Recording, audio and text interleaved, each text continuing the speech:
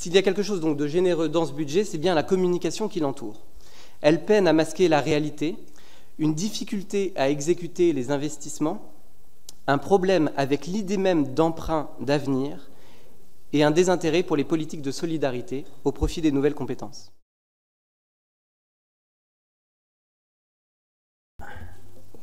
Merci Monsieur le Président, mes chers collègues, je vais reprendre mon ton habituel. Écoutez, je suis un peu surpris par la présentation du budget qui a été réalisée, qui me paraît quand même en décalage avec un certain nombre de réalités sur lesquelles j'aimerais revenir. Sur l'augmentation du budget global d'abord, je tiens à rappeler qu'il ne s'agit là pas d'un effort exceptionnel, il s'agit quand même principalement de redéployer les 200 millions d'euros qui ont été thésaurisés pendant 2 ans, puisque la CEA n'a effectivement pas vocation à être une caisse d'épargne. Comment ensuite sont affectés ces 200 millions de recettes supplémentaires? Il y a effectivement, vous l'avez évoqué, les 110 millions d'investissements supplémentaires qui sont financés, mais là encore, ils ne correspondent en fait qu'à un rattrapage de tous les investissements qui étaient, d'une partie des investissements prévus en 2021 et qui n'ont pas été réalisés. Donc là, la CEA ne fait pas un effort particulièrement exceptionnel, elle ne fait que reporter les investissements qui n'ont pas été réalisés l'an dernier. Et enfin, le reste, environ 90 millions d'euros, sont fléchés vers la baisse du recours aux emprunts pour préparer l'avenir.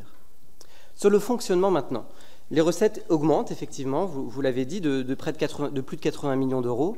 Qu'en faites-vous? Il y a effectivement une hausse des dépenses de fonctionnement de l'ordre de plus de 45 millions d'euros, mais par rapport aux dépenses réalisées en 2021, on constate, ça fait partie du rapport, que le budget baisse de 55 millions d'euros. Donc là encore, pas d'effort exceptionnel, mais une baisse annoncée, d'autant plus surprenante qu'un certain nombre de dépenses contraintes vont, elles, augmenter, et vous l'avez bien énoncé.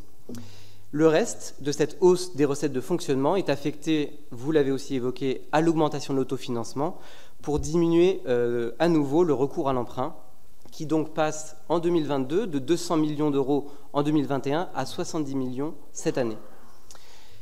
Alors je sais, Madame Millon, que vous êtes une négociatrice hors pair, mais j'espère que vous n'avez pas eu à arracher des arbitrages trop douloureux auprès des autres collègues élus, parce que là, rien ne le justifie d'un point de vue financier, si ce n'est réduire pour réduire le recours aux emprunts d'avenir. Enfin, pour finir, sur la répartition compétence par compétence, nous aurons l'occasion d'y revenir en détail dans les prochains rapports. Gardons ici les grandes lignes. Sur le fonctionnement, il est sous-calibré pour les solidarités. Rappelons que les mesures nationales de revalorisation constituent la part principale de l'augmentation des budgets de solidarité. Notons que le RSA est le seul budget à baisser, alors que près de 21 000 Alsaciens et Alsaciennes sont toujours sans ressources sur notre territoire. Mais bon, il vous faut bien financer les nouvelles compétences qui, disons-le, vous intéressent autrement plus. Sur l'investissement, je serai concis puisque clairement les routes, et j'entends là les routes à l'ancienne, constituent encore et toujours votre priorité, très loin devant tout le reste. En conclusion, s'il y a quelque chose donc de généreux dans ce budget, c'est bien la communication qui l'entoure. Elle peine à masquer la réalité, une difficulté à exécuter les investissements, un problème avec l'idée même d'emprunt d'avenir et un désintérêt pour les politiques de solidarité au profit des nouvelles compétences. Je vous remercie.